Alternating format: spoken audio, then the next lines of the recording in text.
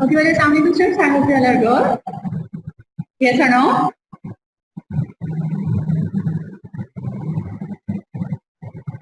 Ma'am आप बहुत तेज बोल रही हैं। अच्छा. Assalamualaikum students. I hope you all are good. Alhamdulillah, safe and sound, ma'am. Okay, nice to meet you. Yes, ma'am. Any queries so far? Any queries so far? No, ma'am, no queries, ma'am. No, ma'am. Let Abu Bakr confirm that he too hasn't got any queries, right? Because Can't he say about it, complained in ma'am. our message that he isn't able to understand even a single thing. So I want a confirmation from him if he went through the notes that I said in the group and if he worked on the objective statements that I asked you to work on, the personal statements. Yes, Abu Bakr? I haven't yet received your assignments. Well, I have some software problems in my device, ma'am. Right, so you're not going to send your No, ma'am. I'm gonna send it, but it will take some time, ma'am, because I have no particular software now. Right now, my mobile phone is destroyed. Okay, and what about Abu Bakr, Maryam, Aisha, Rida? Yes? What about your assignments? So, should I start? Ma'am आज करवा देंगे. आज करवा देंगे. इससे पहले Yes, कीजिए, ma'am. पूरा दरमियान में. मैम माइंड में नहीं रही, याद नहीं Ma'am, रही. please give us some time, ma'am. Okay. Please next time ऐसा ना हो क्योंकि आप लोग असाइनमेंट्स सबमिट करते हैं तो मुझे थोड़ी सी कंफर्मेशन होती है कि आप ग्रामेटिकली करेक्ट राइटिंग कर रहे हैं या नहीं कर रहे हैं और आप चीज़ों को समझ रहे हैं या नहीं समझ रहे हैं. ठीक है, तो इसलिए इट्स बेटर कि आप असाइनमेंट्स को सबमिट करवाया करें. या तो इस तरह के टीचर्स होते हैं ना जो असाइनमेंट का फीडबैक नहीं देते, आप उनको बेशक असाइनमेंट्स सबमिट करवाएं, लेकिन अगर कोई टीचर आपको फीडबैक दें तो आप उनको जरूर सबमिट करवाएं. वैसे मैम हमें रोज के रोज एक ना एक असाइनमेंट मिलनी चाहिए. अच्छा, तो in our last lecture we were discussing taking part in discussions. Was everything comprehensible till then?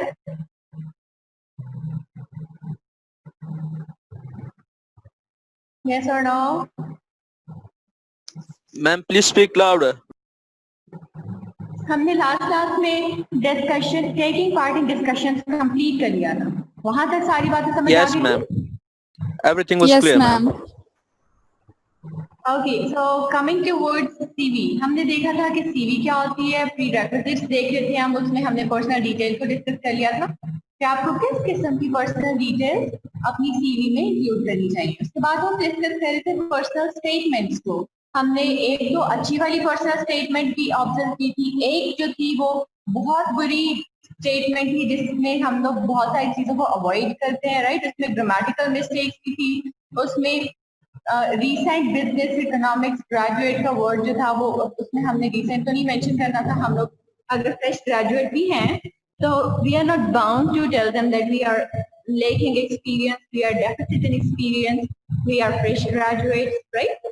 So ये बातें नहीं मेंशन करते. Excellent analytical and organizational skills की बात हमने यहाँ पर की थी कि हम एक्सीलेंट हर चीज को नहीं करते.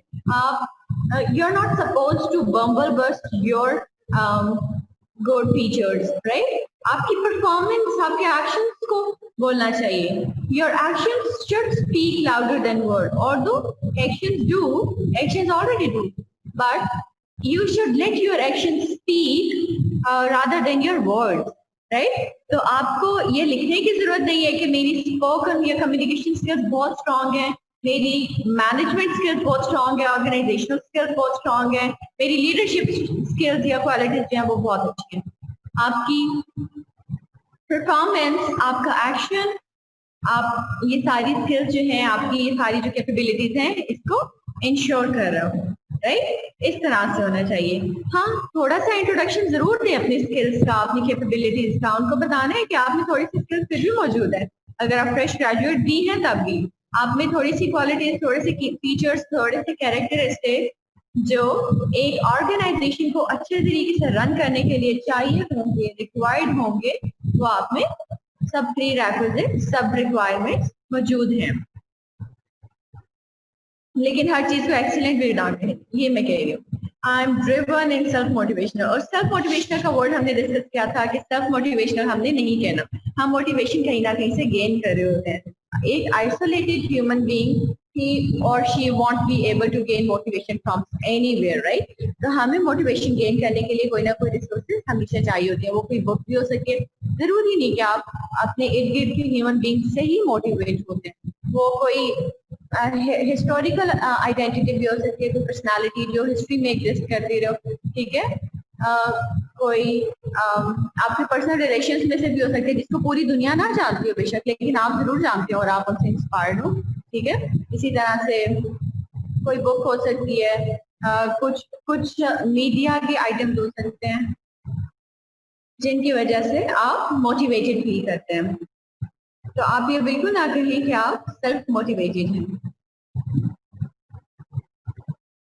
और हमने एक जनरल सी पर्सनल स्टेटमेंट को देखा था, an example opening for your personal statement could be, इस वाले पैसेज में आप क्वालिफाइड एंड एंथुसियास्टिक एक्ट, तो एक्स में आप लोगों ने अपना जो भी प्रोफेशन है वो लिख देना होता है। जैसे कि अगर आप मैनेजर के लिए अप्लाई कर रहे हैं और आप मैनेजर हैं, तो आप मैनेजर हैं और आप सीनियर मैनेजर के लिए अप्लाई कर रहे हैं, तो फिर आप मैनेजर लिखते हैं, enthusiastic manager with over 20 years or Y years worth of experience, currently searching for a senior manager, for a CEO, for a human resource manager position to utilize my skills and take the next step in my career। तो ये एक example के तौर पे हमने एक generalise statement भी देखी थी, और इन स्टेटमेंट्स को रीड करने के बाद मैंने आपसे कहा था कि आप लोग 3 स्टेटमेंट्स हर एक स्टूडेंट लिख के अपनी असाइनमेंट छोटी सी बना के मुझे सेंड करते, जो आप लोगों ने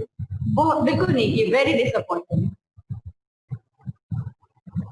okay ma'am, don't be disappointed, please.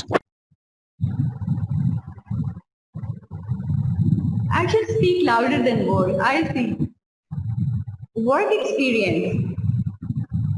Work experience definitely वो एक्सपीरियंस होता है जो आपने कहीं पर भी अपने प्रीवियस जॉब्स में काम करते हुए गेन किया होता है। और आजकल क्योंकि अगर हम फ्रेश ग्रेजुएट्स की बात करते हैं तो फ्रेश ग्रेजुएट्स के पास वर्किंग एक्सपीरियंस तो नहीं होता, लेकिन हम जब टेक्निकल एजुकेशन की तरफ चले जाते हैं, कुछ यूनिवर्सिटीज कुछ कोर्सेज करवा रही होती हैं, ठीक है। जैसे आप लोग अच्छा जिस भी यूनिवर्सिटी में या इंस्टीट्यूट में पढ़ रहे होते हैं, वहाँ पर स्टूडेंट्स को कुछ कैरेक्टरिस्टिक्स होते हैं, कुछ फीचर्स होते हैं जिनसे इक्विप किया जा रहा होता है। फॉर एग्जांपल अगर हम प्रेजेंटेशन पर बहुत ज्यादा फोकस करते हैं, हमारा जो सब्जेक्ट है इसमें हम प्रेजेंटेशन पर फोकस करते हैं, राइट। तो आप टीचिंग की जॉब के लिए अप्लाई कर रहे हैं, तो उसके लिए आपकी ये प्रेजेंटेशन स्किल्स है, ये बहुत सिग्निफिकेंट इंपॉर्टेंस रखती हैं। आप अपने एक्सपीरियंस में ये बात मेंशन कर सकते हैं, if you had been the best presenter of your class, और if you had been presenting different topics in presence of your teachers in the class, right? तो आप ये बात अपने एक्सपीरियंस में जरूर मेंशन करें कि मैंने अगर 4 years की जो एजुकेशन ली है अपने इंस्टीट्यूट में, उसमें मैंने सिर्फ किताबें नहीं पढ़ी है, मैंने सिर्फ बुक रीडिंग नहीं की है, बल्कि मैंने कुछ प्रैक्टिकल परफॉर्मेंस भी दी है। उसके अलावा अगर आप कुछ रिसर्च वर्क पे काम करते रहे तो आप अपने रिसर्च वर्क को भी मेंशन करें, जरूर करें कि आपकी रिसर्च में भी प्रैक्टिस है और आप उस पर भी प्रैक्टिकली काम करते रहे। तो is that clear? Work experience में हम क्या क्या चीजें इंक्लूड करते हैं? रेलेवेंट वर्क एक्सपीरियंस, आपके जो जितने ईयर्स हैं वो नंबर ऑफ ईयर्स आप मेंशन करते हैं, listed with the most recent course. और हाँ, जब हम सीवी राइटिंग कर रहे होते हैं उसमें हम एक ऑर्डर फॉलो करते हैं जो है reverse chronological order. Reverse chronological order का पता है किसी को क्या होता है?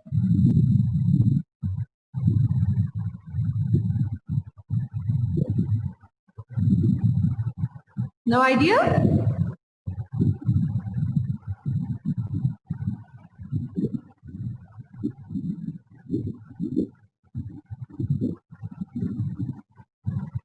No idea at all. Chronology क्या होती है? अच्छा मुझे ये बता दें कि स्टोरीज किस ऑर्डर में लिखी जाती हैं, पढ़ी जाती है यूजुअली, स्पेशली अगर हम लाइफ स्टोरीज की बात करते हैं, बायोग्राफीज की बात करते हैं, अगर हम हिस्ट्री की तरफ चले जाते हैं, हिस्ट्री किस ऑर्डर में होती है? हमने ऑर्डर तो पहले डिस्कस किया है, हमारे जो फर्स्ट लेक्चर था उसमें हमने ऑर्डर को पढ़ा था। Again very very disappointing. Chronological order का मतलब होता है जब चीजें when things are mentioned with respect to their time sequence, right? जब सीक्वेंस में टाइम सीक्वेंस को फॉलो किया जा रहा होता है तो हम उसको क्रोनोलॉजिकल ऑर्डर बोलते हैं। तो हम जब सीवी राइटिंग कर रहे होते हैं यहाँ पर हमने कौन सा ऑर्डर फॉलो करना है? Not simply chronological order, we follow reverse chronological order. Reverse का मतलब होता है कि अगर चीजें आप फॉर एग्जाम्पल अगर हम 0 से 10 तक लेके जा रहे थे तो यहाँ पर हम डिसेंडिंग ऑर्डर में ले आते हैं, 10 से 0 की तरफ ले जाते हैं। जो चीजें रिसेंटली अकर्ड होती हैं, जो इवेंट्स रिसेंटली अकर्ड होते हैं, हम उनको सबसे पहले मेंशन करते हैं। जो इवेंट्स रिसेंट से पहले हुए थे हम उनको रिसेंट के बाद मेंशन करते हैं, राइट? तो ये हो जाता है reverse chronological order. Chronological order में टाइम सीक्वेंस में आप अपनी एक्सपीरियंस को, अपनी एजुकेशन को अरेंज करते हैं, फिर उसको रिवर्स कर देते हैं। आपने फॉर एग्जांपल अगर आप अपनी एजुकेशन की बात करते हैं, ठीक है, तो आप ये कहते हैं कि पहले आपने स्कूल ज्वाइन किया था, फिर स्कूल के बाद कॉलेज और फिर यूनिवर्सिटी या फिर फर्दर स्टडीज के लिए जो भी आपका कॉलेज। तो जब आप इस फेज में होते हैं तो आपने सबसे पहले अपनी लेटेस्ट एजुकेशन जो होती है वो मेंशन करनी है। वो बीएस इंग्लिश हो जाएगा from eminent group of colleges, right? Coming towards the next step, आपने वहां पर अपनी इंटरमीडिएट की जो डिग्री थी उसकी डिटेल्स बतानी है कि आपने इंटरमीडिएट में एफए क्या था, एसएससी क्या था, फिर मेडिकल, एफएआईटी जो भी डिग्री थी आपकी, और उसके साथ आप अपने इंस्टीट्यूट का नेम मेंशन कर देते हैं, मार्क्स मेंशन कर देते हैं। अगर वो आपको अच्छे और काबिल तारीफ लग रहे हो तो आप उसको मेंशन कर दें। अगर अच्छे नहीं लग रहे, अगर आपको खुद ही नहीं पसंद आ रहे तो फिर दूसरों से उम्मीद ना रखें कि उनको पसंद आएंगे, फिर उनको नाम। और फिर सबसे एंड पर क्या लिखते हो? अपनी स्कूल की एजुकेशन, स्कूल के जो एकेडमिक्स का रिकॉर्ड होता है ना, उसको हम एंड पर मेंशन करते हैं। Reverse chronological order. I hope कि आप लोगों को समझ आ गया होगा। Yes, ma'am.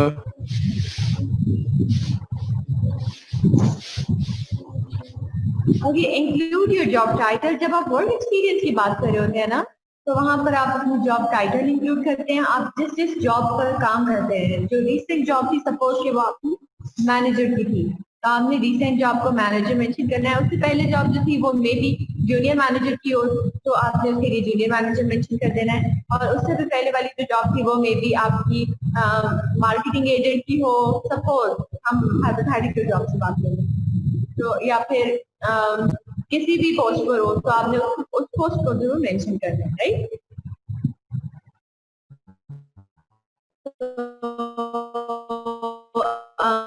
हम इस तरह से जो रिसेंट जॉब होती है उसकी डिटेल सबसे पहले मैं मेंशन क्या करते हैं, जॉब टाइटल में पोस्ट मेंशन करते हैं। आप एग्जैक्ट डेट, स्टार्टिंग डेट से एग्जैक्ट एंडिंग डेट तक अगर मेंशन करें तो वो ज्यादा बेहतर है। और अच्छी सीवी वो होती है, जो अच्छे प्रोफेशनल की सीवीज होती है वो होती है जिनमें 1 से 2 दिन का भी गैप नहीं आ रहा होता, राइट? और अगर आप डेट स्पेसिफिकली मेंशन नहीं करना चाहते तो आप एटलीस्ट मंथ को जरूर मेंशन करें। फॉर एग्जाम्पल आप एक जॉब पर मेंशन करें जो आपकी पहले वाली जॉब थी, उस पर आप अक्टूबर 2019 टू जुलाई 2020 मेंशन कर रहे हैं, राइट? तो उससे नेक्स्ट जॉब जो है वो आपकी अगस्त 2020 से लाजमी स्टार्ट होनी चाहिए। ये एक अच्छी सीवी होती है। जो अच्छे प्रोफेशनल्स होते हैं वो कभी अनएम्प्लॉयड नहीं रहते, ठीक है? इसलिए हम ये कहते हैं कि अच्छी सीवीज होती है उनमें जॉब का गैप नहीं आता। और इन केस अगर जॉब का गैप आ रहा हो तो ये अज्यूम किया जाता है कि आपको आपकी प्रीवियस जॉब से फायर किया गया होगा, जो आपके जो न्यू अपॉइंटर्स हैं उन पर अच्छा इम्पैक्ट नहीं लेकर आता, राइट? तो आप उसको कोशिश कर लें। फिर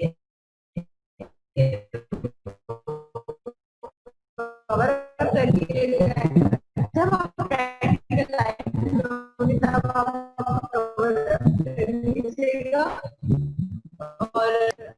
आप अभी प्रैक्टिकल लाइसेंस लिए और आप एक एग्जाम इसीलिए तो आप कोशिश करें कि गैप देख के नहीं आए, और स्पेशली जब आप एग्जाम में लिखेंगे तभी गैप ना देखें। तो आपकी जो की रिस्पॉन्सिबिलिटीज थी, वर्किंग आवर्स जो थे, वर्किंग आवर्स में जो रिस्पॉन्सिबिलिटीज थी वो सब चीजें आपने मेंशन कर देंगे। ये होगा आपका वर्क एक्सपीरियंस। हाँ, वर्क एक्सपीरियंस क्या है?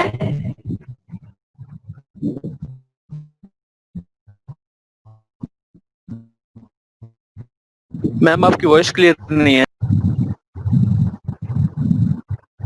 गुड अचीवमेंट आज तो टेबल वॉइस क्लियर नहीं है। किस किस को क्लियर नहीं है voice? Hari please speak up, we don't want to waste our time. Ma'am आपकी वॉइस के पीछे काफी जेट क्राफ्ट्स हैं। यस मैम, बहुत डिस्टर्बेंस हो रही है। I am hearing jet crafts.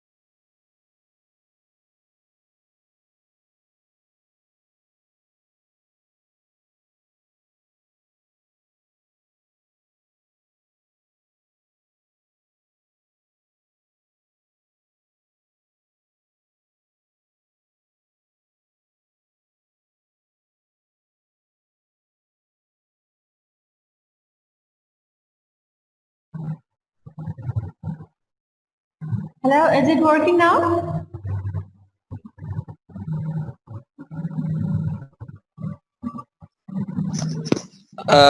There are just a few interruptions, ma'am. Sorry, can you please repeat? Well ma'am थोड़ी सी मैम है, आपकी आवाज में ब्रेक्स आ रहे हैं माइनर से। आप पहले से बेहतर है। I can do anything for it right now, but I've asked Ma'am Rahila to help me in changing some environmental conditions so that we would be able to get rid of physical barriers that are hurting our communication, right? So till then we have to go on with this disturbance. So coming towards achievements में आपने वो वाली चीजें, वो वाली skills, वो वाली capabilities, वो एबिलिटीज मेंशन करनी होती हैं जो आपको एक सूटेबल कैंडिडेट बना रही होती हैं उस जॉब के लिए जिसके लिए आप अप्लाई कर रहे हैं, राइट? वो कैपेबिलिटीज, वो एबिलिटीज जो आपने अपने पास्ट एक्सपीरियंसेस से गेन की हैं। अगर आप अपने एक्सपीरियंसेस से लर्न नहीं करते तो आपके एक्सपीरियंसेस आपके किसी काम के नहीं। तो usually when organizations demand some professional who are experienced, तो उनका पर्पस यही होता है कि that they would be looking for some experienced professionals who have learned from their experiences, right? So if you haven't learned from your experiences, you won't be the required candidate. अगर आपने अपने experiences से learn नहीं किया तो आप उनके required candidate में से नहीं हैं। तो इसलिए ये सजेस्ट किया जाता है कि आप अपने एक्सपीरियंसेस से लर्न करें और फिर अपनी न्यू जॉब्स के लिए अप्लाई करें। और जब आप न्यू जॉब्स के लिए अप्लाई कर रहे होते हैं वहां पर आप अपनी अचीवमेंट्स में अपने एक्सपीरियंसेस को भी लर्न, अपनी जो लर्न एक्सपीरियंसेस होते हैं, स्किल्स होते हैं, उनको भी मेंशन करते हैं। उसके अलावा अगर आप अच्छी परफॉर्मेंस पर कोई अवार्ड्स लिए हैं, कोई सर्टिफिकेट लिए हैं? Excuse me, ma'am. उन्हें भी आप वहाँ पर मेंशन करें अपने CV में। Is there any question? Ma'am, will you repeat the last two lines, please? Sorry, please repeat. Your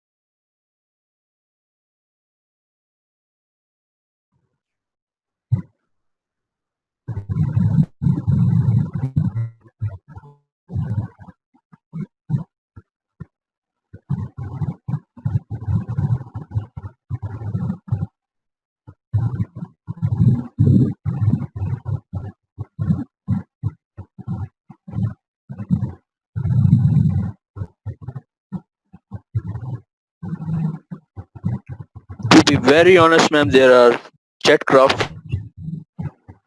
sound behind you. Really, everyone can. I'm ending the meeting right now. Please rejoin.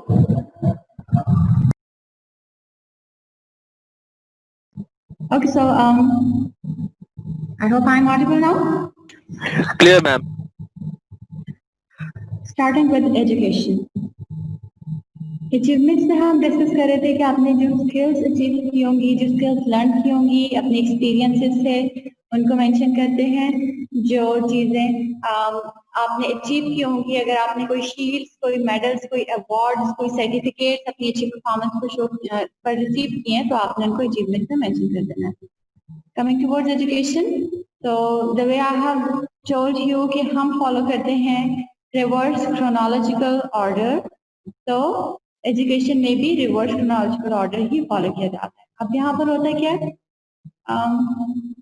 Work experience देखिए पहले आ रहा है, आपने experience latest thing थी जो it was the latest thing that you gain in your career, right? लेकिन सबसे पहले मेंशन करते हैं एक्सपीरियंस को, और लेटेस्ट एक्सपीरियंस जो है वो सबसे पहले आ जाता है, राइट? Latest comes first. ये एक फ्रेज लिख लें अपने पास, I forgot to mention them in the notes. तो latest comes first reverse chronological order के लिए एक सिंपलेस्ट फॉर्म का में एक फ्रेज है जो आई होप कि आपको याद भी रह जाएगा। तो पहले हम वर्क एक्सपीरियंस को मेंशन करते हैं, उसके बाद आती है हमारी एजुकेशन। अचीवमेंट्स मैंडेटरी नहीं है, बेशक अगर आप नहीं लिखना चाहते तो ना लिखे तो मसला नहीं।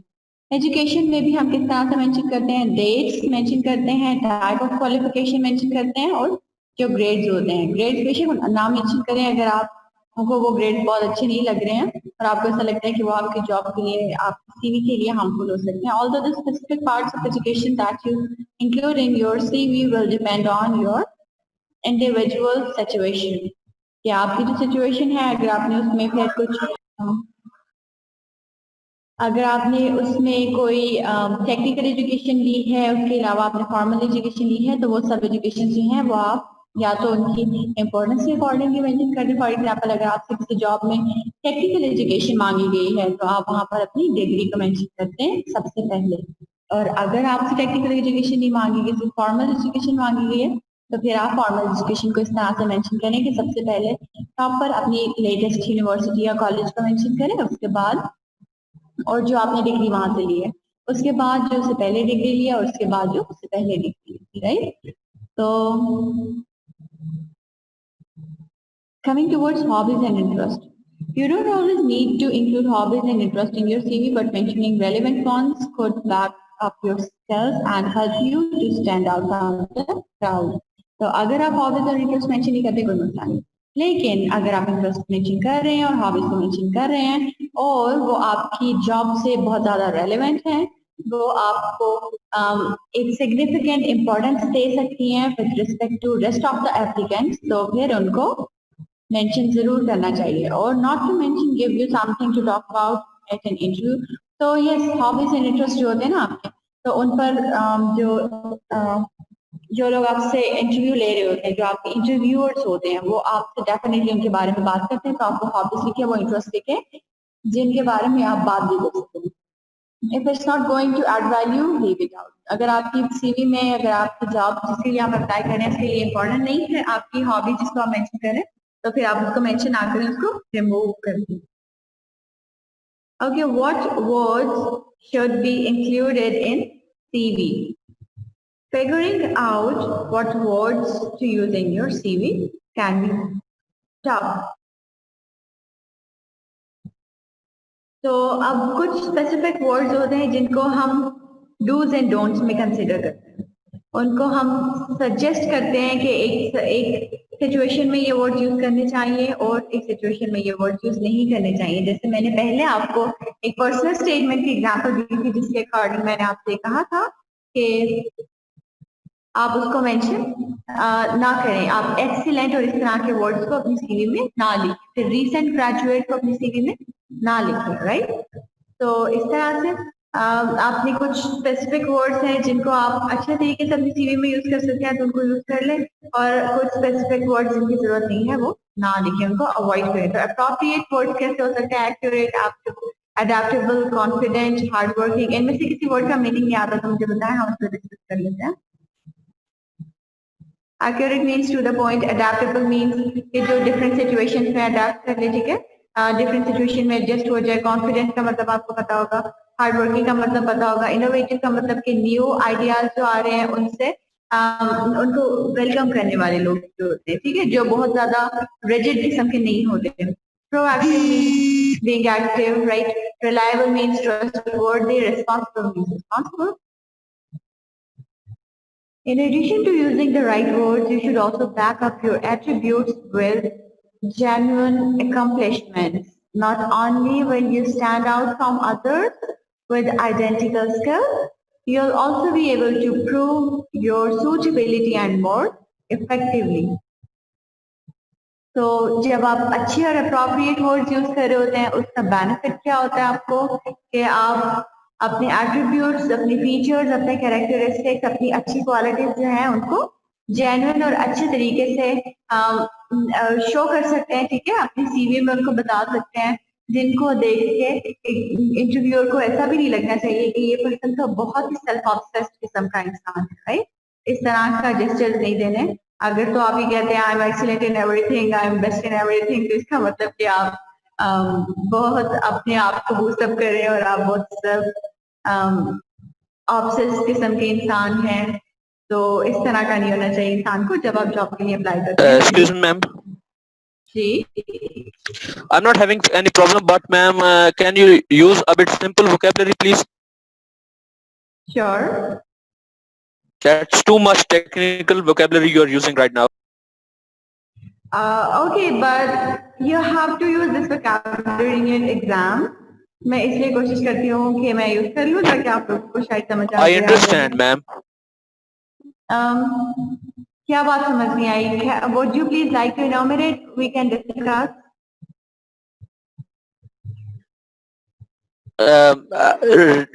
The previous one, ma'am, there were high level vocabulary. There was a high level vocabulary there. मुझे पॉइंट बताए ना बेटा, हम उसको डिस्कस करते हैं दोबारा। मैम पिछला पैराग्राफ मैम, पहला वाला paragraph.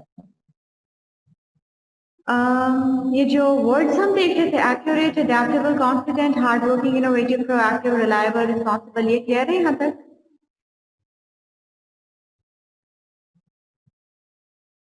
yes ma'am. Okay.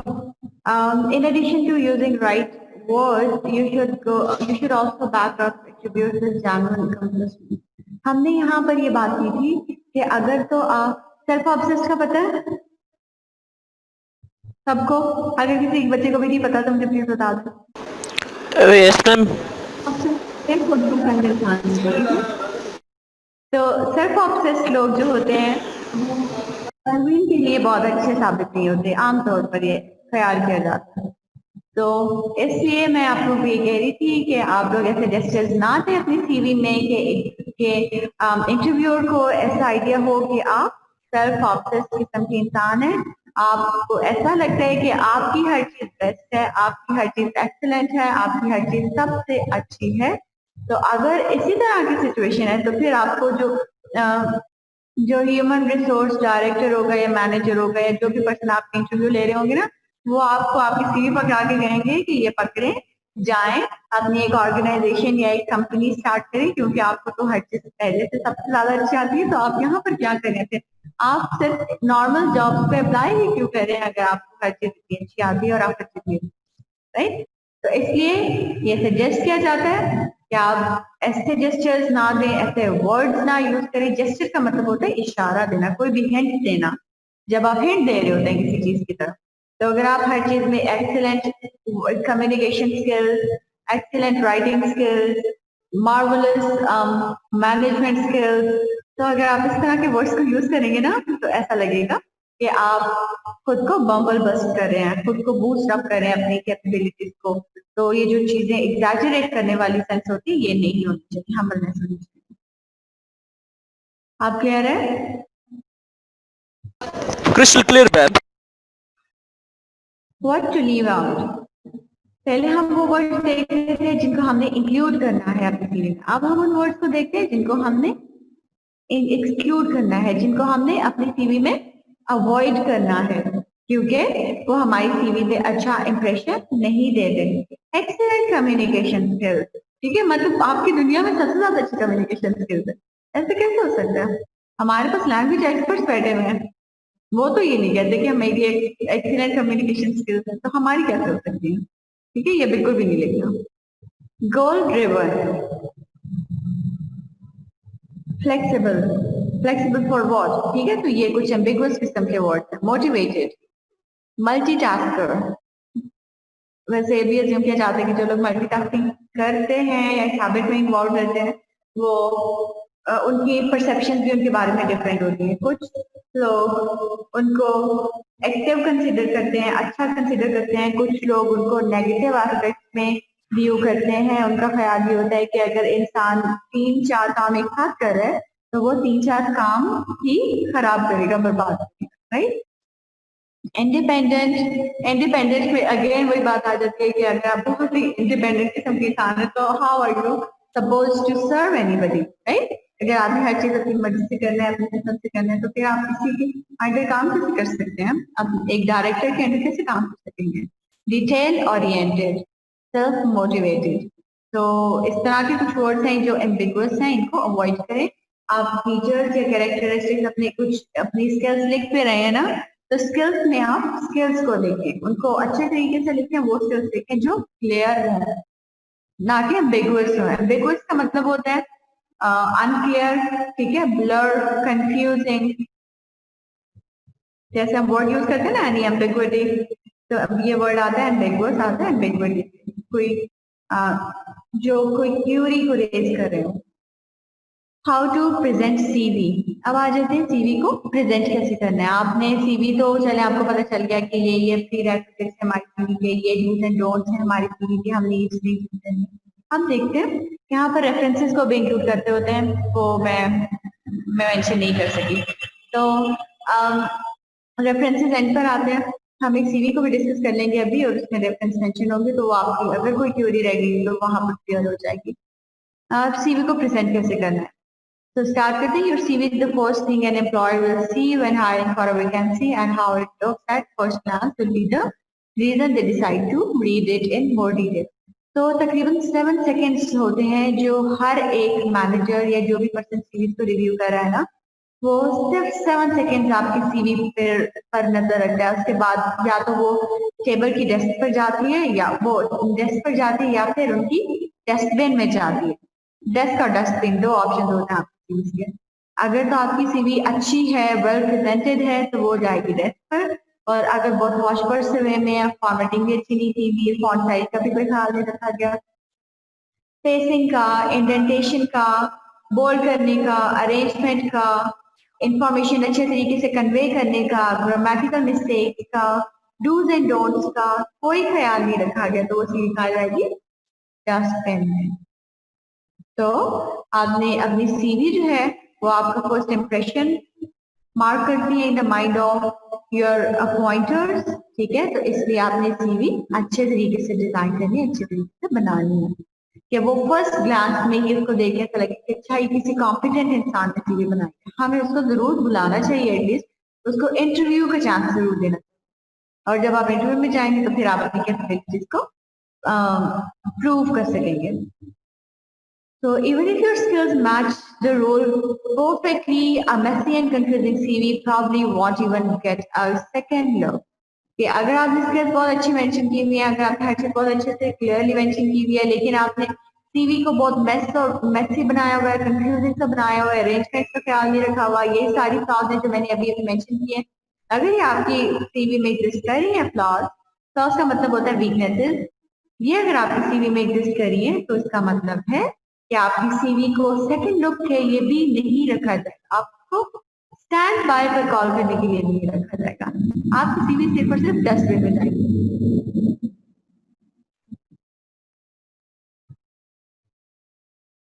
Who is the person who is getting outlet of his or her frustration upon the screen? Don't do this, you're not kids. To ensure you're pointing yourself and your skills is the best light, you should always. तो अब यहाँ पर क्या बात हो रही है कि आपने जब खुद को हाईलाइट करना है, आपने जब अपनी पर्सनालिटी को लाइमलाइट में लेकर आना है in front of the organisation that is going to appoint you, आपने उनके सामने अपना एक अच्छा इम्प्रेशन मार्क करना है, तो उसके लिए आपने अपना एक अच्छा इमेज पोर्ट्रे करना है, वो आप सीवी के थ्रू करते हैं। Keep it short and substance, both का मतलब both means short and to the point. Two sides of A4 will almost always suffice.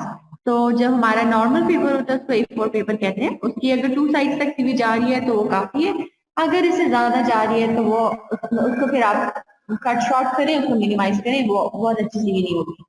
Okay, choose a clear professional font to ensure that your CV can be easily read. तो आपने professional font, अच्छा font choose करना है।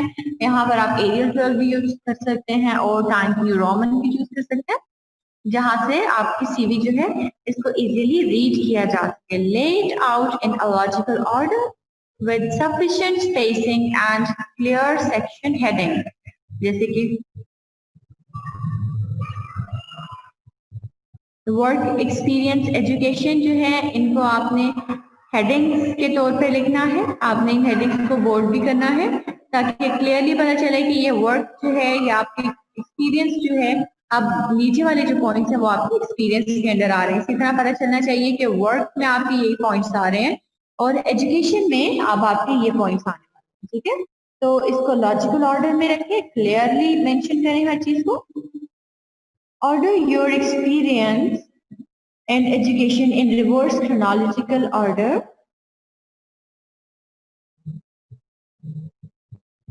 To highlight your most recent experience and achievements. के आपने क्या करना है, आपके जो एक्सपीरियंस है, जो एजुकेशन है, उसको रिवर्स क्रोनोलॉजिकल ऑर्डर में रखें और जो आपके रीसेंट एक्सपीरियंसेस और अचीवमेंट्स हैं उनको सबसे पहले मेंशन करें, और जो इनिशियल एक्सपीरियंसेस थे या फिर इनिशियल एजुकेशन थी, वेरी बेसिक एजुकेशन थी, उसको आपने बिल्कुल एंड पर मेंशन करना है। Is that clear so far? Reverse chronological order मैंने पहले भी समझाया है, दोबारा रिपीट किया हमने, समझ आ गया? यस मैम, समझ आ गया मैम।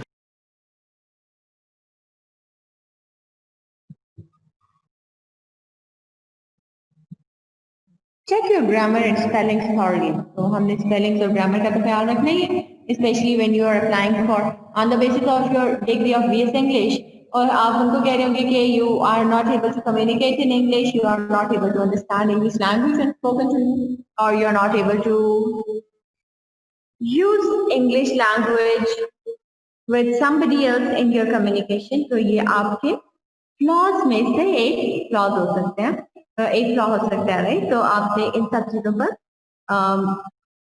थोड़ा सा कवर अप करने की कोशिश करनी है। Final thoughts. Once you have put together your CV, don't assume it's finished. तो जब एक दफा CV बन जाती है हमारी, सही मतलब नहीं कि CV खत्म हो गई। Every job is different and tailoring your CV accordingly is vital to standing out. तो आपने अगर अपनी जॉब को सिक्योर करना है या आपने एक अच्छी जॉब को सिक्योर करना है, तो इसका मतलब है कि आपने CV भी एक अच्छी CV बनानी है जो बाकी लोगों की CV से थोड़ी सी डिफरेंट हो। कोशिश करें कि आपकी सीवी बहुत ऑर्गेनाइज्ड हो, बहुत डिसेंट लुकिंग हो, बहुत अच्छी हो। Edit in line with job description whenever you make an application and you will be able to ensure it matches the specification every time. तो sometimes क्या होता है, लोग एक सीवी बनाते हैं, उसके 15 से 20 प्रिंट करवाते हैं और वो जो जॉब आती है उसके लिए वो एक ही सीवी सबमिट कर देते हैं। ये बात यहाँ पर अवॉइड करने के लिए गई जा रही है। आपने ऐसा नहीं करना कि अगर मैनेजर की जॉब आई है तभी आपने वही वाली सीवी सबमिट करवा देनी है उसी स्किल्स के साथ, उसी पर्सनल स्टेटमेंट के साथ। अगर जॉब आई है फॉर एग्जांपल किसी ब्रांच मैनेजर की, तो वहां पर भी आपने okay managers categories are same, तो आप एग्जांपल ले लीजिए टीचर की जॉब आ गया तो वहां पर भी आपने वही सीवी सबमिट करवा देनी है। अगर आप जॉब करेंगे किसी इंस्टीट्यूट के एकेडमिक हेड के लिए या फिर इंस्टीट्यूट के जो एजुकेशनल या एकेडमिक इंस्टीट्यूट के जो हेड्स होते हैं, यूजुअली उनके लिए सजेस्ट किया जाता है कि वो एजुकेशनलिस्ट ही हो। तो अगर आप उस जॉब के लिए अप्लाई करें, वहां पर भी अगर आप वही सीवी अप्लाई करें जो आप किसी टीचर की एप्लीकेशन के लिए दे दें, तो वो आपकी जॉब पर नेगेटिव इम्पैक्ट करती है। आपने ऐसा नहीं करना। जब भी कोई एप्लीकेशन दे रहे हैं तो उसके साथ आप अपनी सीवी को अमेंड करें। Highlight that you are the right match for the job by outlining. तो ये कुछ नीचे पॉइंट्स हैं जिनको अगर आप मेंशन करते हैं तो इन सब चीजों से आप हाईलाइट कर सकते हैं अपनी सीवी के रीडर्स को कि आप ही इस जॉब के लिए राइट कैंडिडेट है, बेस्ट कैंडिडेट है और आपको एटलीस्ट इंटरव्यू कॉल का चांस जरूर मिलना चाहिए। तो इसमें सबसे पहले क्या था, specific skills you have to offer the employer, कि जो आपकी स्किल्स हैं जो एम्प्लॉयर्स को ऑफर कर सकते हैं आप, और जो उनके लिए हेल्पफुल भी हो सकती हैं। और इसी तरह रेलिवेंट अकम्पलिशमेंट्स एंड अचीवमेंट्स, आपकी जो अकम्पलिशमेंट्स या अचीवमेंट्स रह चुकी हैं उनको मेंशन करें।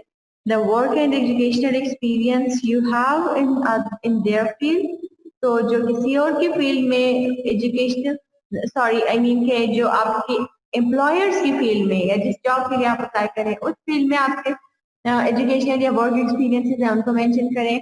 Personal qualities that will make you right for the role, तो आप पर्सनल फीचर्स या कैरेक्टरिस्टिक्स कुछ मेंशन कर दें, अपनी नेचर के मुताबिक बता दें कि आपके ऐसी कौन सी फीचर्स हैं जो इस जॉब के लिए आपको सूटेबल कैंडिडेट बना लिया है। Understanding of the job requirement, तो आपने अपनी जॉब की रिक्वायरमेंट जो है उसकी अंडरस्टैंडिंग को भी यहाँ पर शो करना है कि आपको थोड़ा सा आइडिया है कि आप इस जॉब के बारे में कुछ जानते हैं और आप एम्प्लॉयर को बताएं कि मुझे इस जॉब के बारे में कुछ नो हाउ है, मैं इस जॉब के लिए सूटेबल हूँ, मैं इस जॉब को अच्छे तरीके से परफॉर्म कर सकता हूँ या कर सकती हूँ।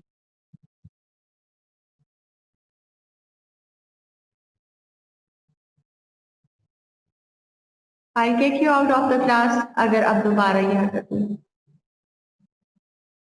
It takes an employer just 7 seconds, ये बात भी हम डिस्कस कर चुके हैं कि सिर्फ 7 seconds होते हैं जो एम्प्लॉयर आपकी सीवी पे देते हैं, और इसका मतलब क्या होता है कि 7 seconds में या तो आपको इंटरव्यू की कॉल आने का चांस दिया जाता है या फिर आपको ये जो इंटरव्यू कॉल आपकी सीवी डस्टबिन में चली जाती है। ये दो ही ऑप्शन होते हैं ना। अगर आपकी सीवी डेस्क पर जाएगी इसका मतलब आपको इंटरव्यू के लिए बुलाया जाएगा, और डेस्क में जाएगी डस्टबिन में जाएगी इसका मतलब कोई चांस नहीं दिया जाएगा आपको। तो that was all about our CV. Coming towards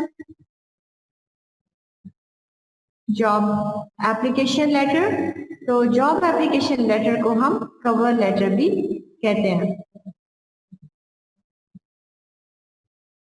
cover letter क्या होता है? हम जब भी किसी जॉब के लिए अप्लाई कर रहे होते हैं तो सीवी के साथ हमने कवर लेटर को अटैच करना होता है। कवरिंग लेटर में हम सीवी के अंदर जो डिटेल्स दी गई हैं उनको थोड़ा सा इलाबोरेट करके देते हैं। आपने सीवी में ये बताया कि आपके एक्सपीरियंस क्या क्या है, ठीक है। आप अपने जॉब लेटर में ये बताएंगे कि आपने एक्सपीरियंसेस से गेन क्या क्या किया, लर्न क्या क्या किया, राइट। और अगर आपने सीवी में ये बताया है कि आपकी जॉब में आप ये चीजें परफॉर्म करते रहे हैं तो आप कवरिंग लेटर में बताएंगे कि अगर आपने इवेंट मैनेजमेंट किया फॉर एग्जांपल, तो इवेंट मैनेजमेंट में आपने कौन कौन से इवेंट्स मैनेज किए हैं, राइट। अगर आपने कुछ स्टूडेंट्स मैनेजमेंट में या स्टूडेंट्स डायरेक्शन में अपना रोल प्ले किया किसी इंस्टीट्यूट में, तो आप बताएंगे कि आप किस कैटेगरी के या किस स्टेज के स्टूडेंट्स जो हैं उनकी डायरेक्शन करते रहे हैं, उनकी डायरेक्शन में इन्वॉल्व रहे हैं, और आपने उनके लिए क्या क्या सर्विसेज प्रोवाइड किए। तो ये जो हर एक चीज आपने सीवी में ब्रीफली मेंशन की, उसकी एक जस्टिफिकेशन देनी है जॉब लेटर में या कवरिंग लेटर में। So coming towards the definition of cover letter होता है क्या? A cover letter is a document you send with your CV, traditionally as the front cover. तो आप अपनी CV के साथ कवरिंग लेटर को भी सेंड करते हैं। However, it differs from a CV in that instead of being a written overview of your skills and experience, it is specifically written with the job you're applying for in mind. तो हमारी जो CV होती है वो comparatively general होती है, लेकिन जो जॉब लेटर होता है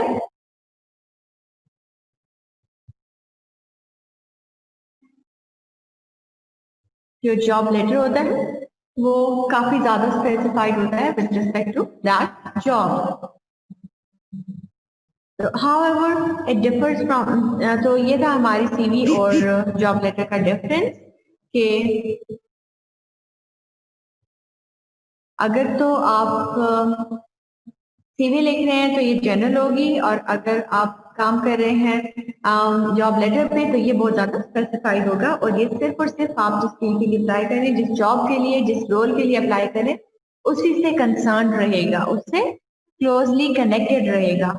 What should a cover letter include? तो अब जैसे हमने सीवी के प्रीरेक्विजिट्स देखे थे, उसी तरह हम कवरिंग लेटर के भी प्रीरेक्विजिट्स देखते हैं।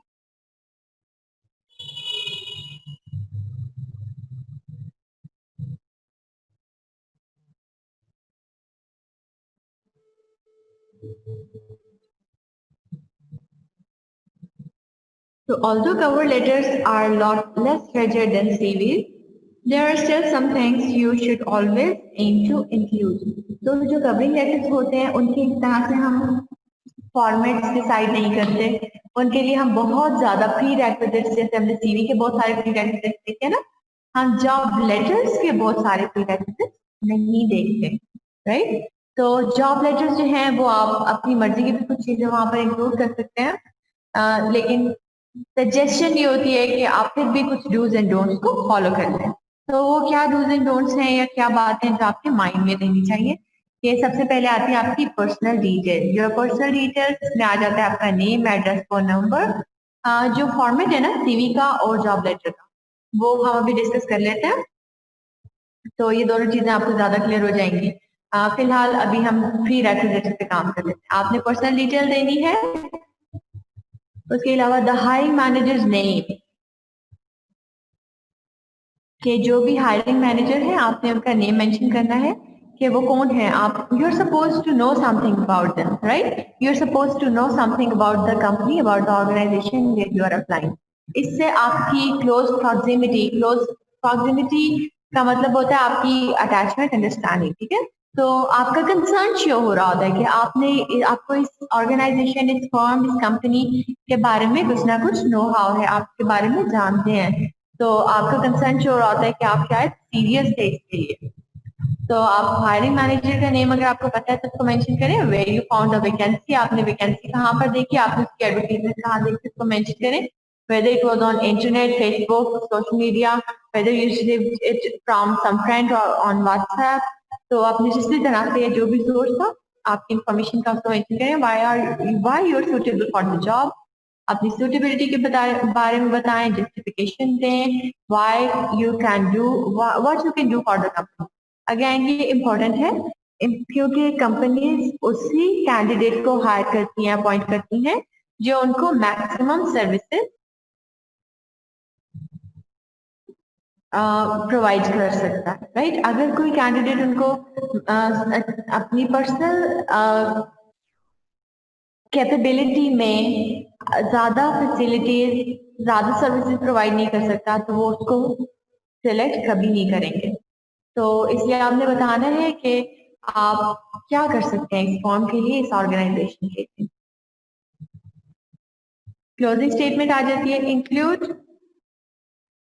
Thanking the recruiter for the time. तो जो रिक्रूटर थे जिन्होंने आपकी अपॉइंटमेंट करनी है, आपकी रिक्रूटमेंट करनी है, उनको थैंक्स कहें उनके टाइम के लिए अपने कवरिंग लेटर में, क्योंकि उन्होंने टाइम निकाल के आपका कवरिंग लेटर रीड किया। Why is cover letter important? Your cover letter is the easiest and most effective way to stand out from the crowd. ये बात हम डिस्कस कर चुके हैं कि आपका इफेक्टिव मोस्ट वे जो है जिसके बाद आपकी सीवी, आपका लेटर, आपका इंप्रेशन बाकी कैंडिडेट्स से थोड़ा ऊपर के स्टेटस पे चला जाएगा, वो आपका सीवी और जॉब लेटर या कवर लेटर ही है। It brings something extra to the table when you apply for a job. The employers will learn more about you, your personality, what you actually want from the job, and gain insight as to why you're applying. तो ये सारी जो requirements हैं employers इनके बारे में और idea कर लेते हैं, आपको अच्छे तरीके से जान सकते हैं आपके कवर लेटर के थ्रू, और इस तरह से चांसेस ज्यादा हैं कि आप जॉब को सिक्योर कर लें जिसके लिए आप अप्लाई करें। Okay, coming towards how to write a cover letter. अब हम देखते हैं कि कवर लेटर को लिखना कैसे होता है हमने। तो सबसे पहले आ जाती है behind every CV is a good cover letter. Do you agree with this fact? Yes, ma'am. Cover letter में आप स्पेसिफिकली हर चीज मेंशन कर रहे होते हैं with respect to the organisation for which you are applying. तो वो लोग इसका मतलब ज्यादा कंसर्न आपकी सीवी पे आपकी सुपरफिशियल डिटेल्स पर होगी या फिर आपकी जस्टिफाइड डिटेल्स पर ज्यादा फोकस होगी? ऑफ कोर्स जस्टिफाइड डिटेल्स पर, जो आप सर्विसेज प्रोवाइड करते रहे हैं अपनी जॉब में उस पर ज्यादा फोकस होंगे। तो behind every CV you can say that there is a good cover letter. सिर्फ खाली सीवी काफी नहीं होती, वहां पर तो आप सुपरफिशियल सी डिटेल्स दे रहे होते हैं। आपको जानने के लिए, आपको एज अ ह्यूमन बीइंग आपको के बारे में, आपकी पर्सनैलिटी के बारे में कुछ जानने के लिए कवर लेटर जरूरी होता है। आप क्या एक्सपेक्ट करते हैं उस ऑर्गेनाइजेशन से जहां आप काम करें, आप क्या कर सकते हैं उस ऑर्गेनाइजेशन के लिए जहां आप काम कर रहे हैं, ठीक है।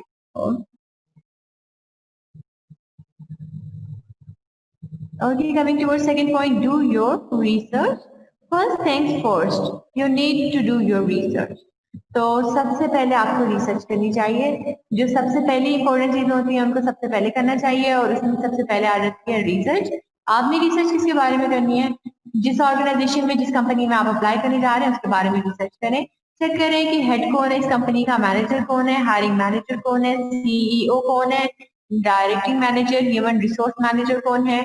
इन सब लोगों की इंफॉर्मेशन होनी चाहिए आपको। ये कंपनी किस एम पर या फिर इनकी जो एम्बिशंस हैं वो क्या है, इनके गोल्स क्या हैं, ये क्या गोल्स अचीव करना चाहती हैं, ये अचीवमेंट्स क्या क्या रखना चाहती हैं, राइट।